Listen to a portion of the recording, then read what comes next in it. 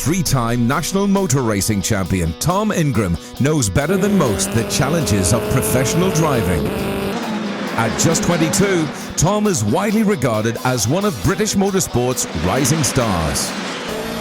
Tom has proven a fast, consistent competitor, winning the Ginetta Junior, G50 Cup and the Super Cup championships. But now Tom is facing a very different challenge that will push his driving skills to the limit. Tom has agreed to swap his racing car for a 44-tonne articulated lorry to see if his skills on the racetrack are enough to master one of the most powerful vehicles on Britain's roads. Tom will have to do not one, but two separate driving tests. The first is to prove that he can drive a rigid vehicle. The second will see him handle a fully articulated truck with a bigger engine, more axles, and an independent coupled trailer. Excellent. Has he got what it takes to be a truck driver?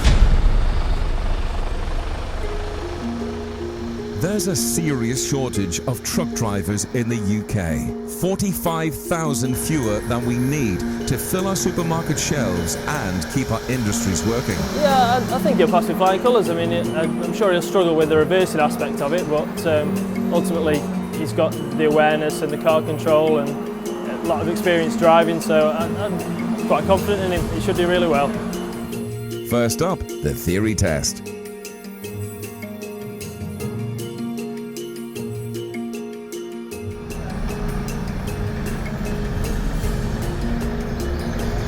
Yes.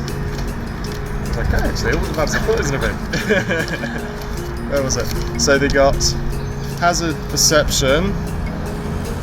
Nailed that one. Yeah. And then the main theory one, nailed that one as well. Got a few of them wrong. But basically, yeah, all good.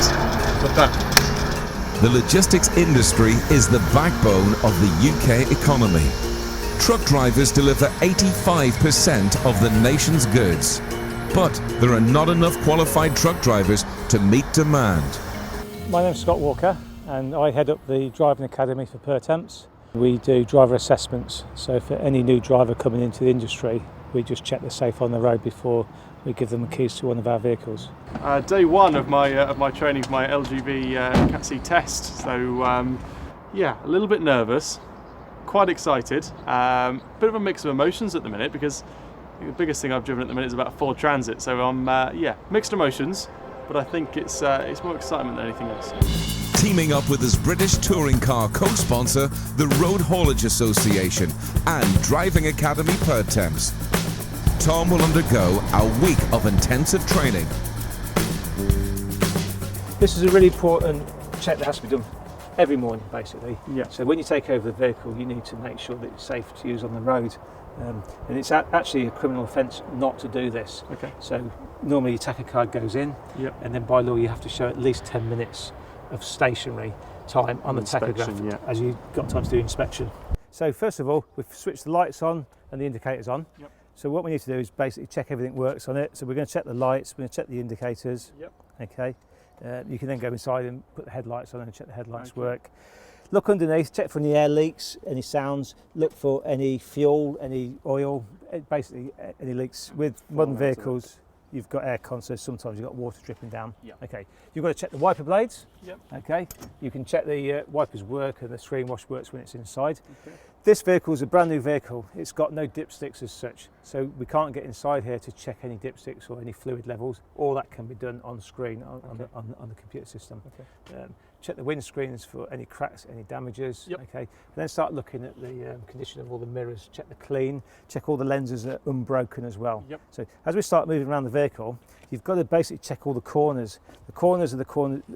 What can get damaged first. Okay. So just check the steps are secured just by standing on them. Okay. Basically, you don't get inside the vehicle and hurt yourself. Every lens is cleaned, is working, all the mirrors are okay. Okay. Yep. So the first thing we come to now is the tyres. Check for the 1 mil of tread at least, over 75% of the circumference of the tyre. Yep. Check for any cuts and bulges. And it's always a good idea to give it a little cut, a little tap, and you can feel the vibration, and that will tell you that it's full air pressure in there. Okay. If it looks at all deflated, then you need to get a tyre pressure an gauge. element, Yeah. These are safety wheel marking nuts.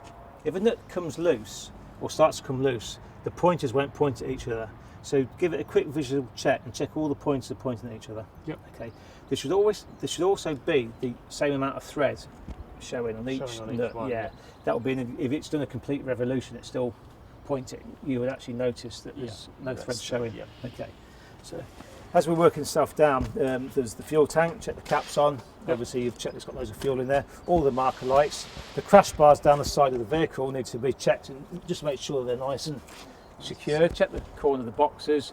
The guy that's had it before you may have hit a bridge and not reported it. Yep. Check that. Work your way down. Do the same check on the next tyre for the tread, the cuts, the bulges. It's intact. All the wheel marker nuts. Yep. Again, give it a little tap and just check the pressures in there. Do the same for the next tyre. We're checking all the marker nuts.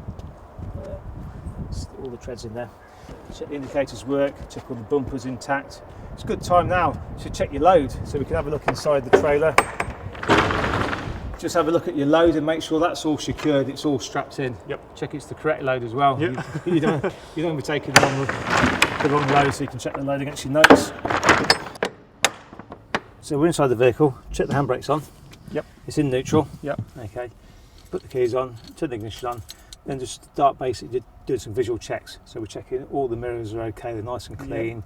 Check your seat's comfortable. You're in a nice seating position. Check the seatbelt works. Yep. It's operational. Okay. Then you'll start the vehicle up. You'll build your air pressure up. Okay.